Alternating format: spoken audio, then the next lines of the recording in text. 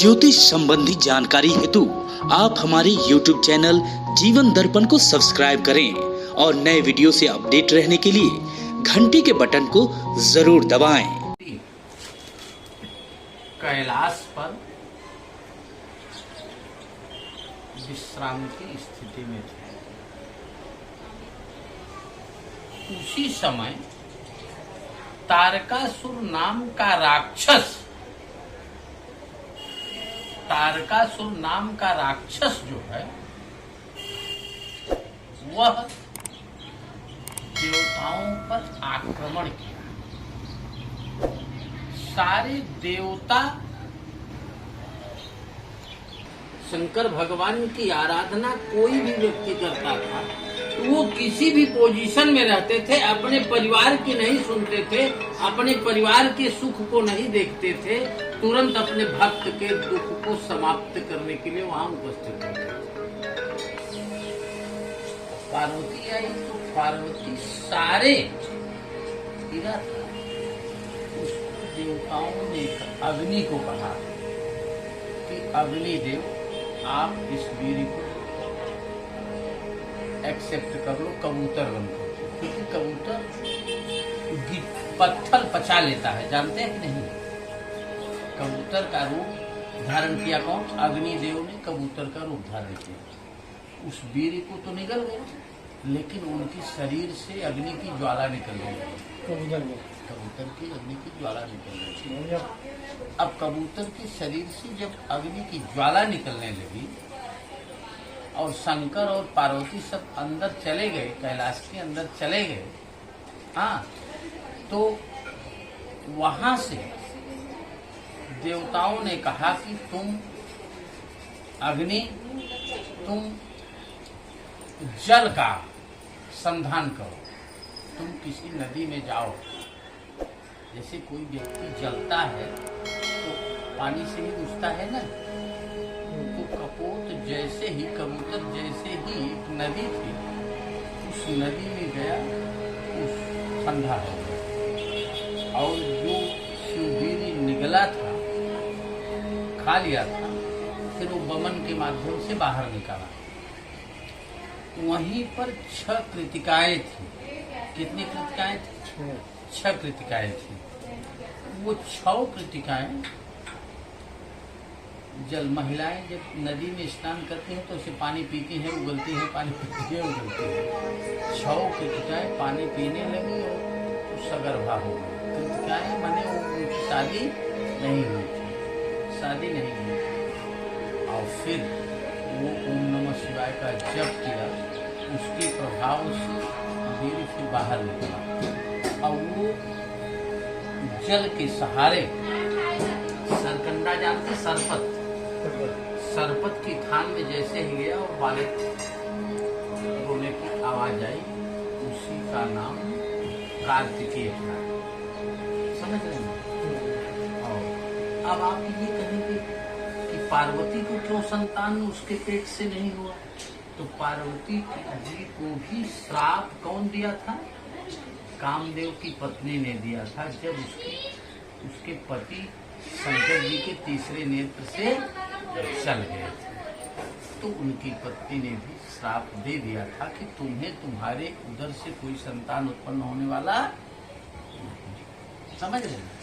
अब ये बात तो फिर ये 6 वर्ष की अवस्था में, 6 वर्ष की अवस्था में, माने ये कार्तिकेय ने किसका वध किया? तारकासुर का वध किया। कार्तिकेय ने 6 वर्ष की अवस्था में देवताओं का सेनापति बनकर के युद्ध किया था। 6 वर्ष की अवस्था में देवताओं का सेनापति बनकर के युद्ध किया। अब इसके बाद में अब चूंकि कार्तिकेय शंकर जी के साथ ज्यादा रहते थे, पार्वती के पास जल्दी नहीं जाते थे। हाँ, समझ रहे हैं? तो पार्वती की सखी एक जया और विजया थी। कौन थी? जया और विजया थी।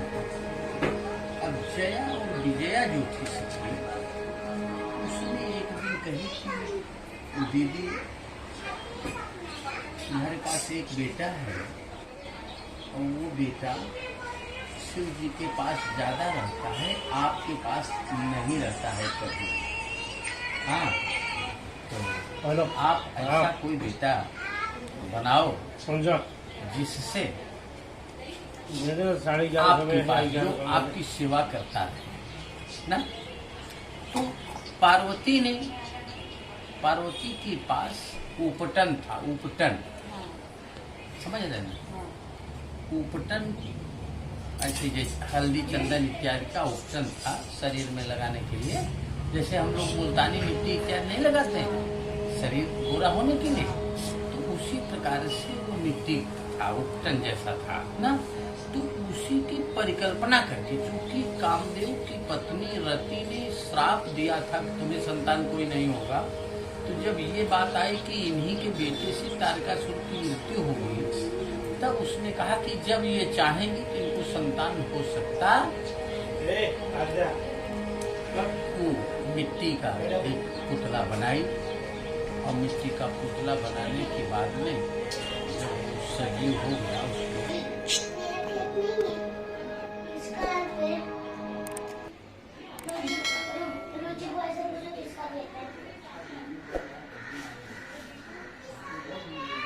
नेट पे आएगा। तो ये बातें होती हैं, ये बातें होती हैं। तो गणेश जी जैसे जन्म लिए, गणेश जी को यहाँ नीचे बैठे हुए, गणेश जी जैसे ही जन्म लिए, जन्म लेने के बाद में पार्वती ये पर आप बैठे रहे, दरवाजे पर आप बैठे, कोई अन्य व्यक्ति अंदर न आने पाए। ये नहीं बताई कि शंकर जी आएंगे तो उनको फ्री कर देना, ये नहीं कहा। केवल ये कहा कि दरवाजे से कोई अंदर आने न पाए। अब गणेश जी बैठे दरवाजे पर। संयोग से शंकर जी अपने घर में कोई दरवाजा खुला रहता है तो बेल बजाता है कि मैं आई कमिंग सर, नहीं। अब शंकर जी अपने घर में आने ऐसे जाने लगे, तो गणेश जी के पास एक डंडी दिया था, डंडी से दरवाजे पर ठोकर मारा कि अंदर मत प्रवेश करो, अंदर नहीं जाने देते, अंदर नहीं जाने। अब बहुत समझाया बुझाया शंकर जी ने, लेकिन लड़ाई झगड़ा तमाम सारी बातें हुई।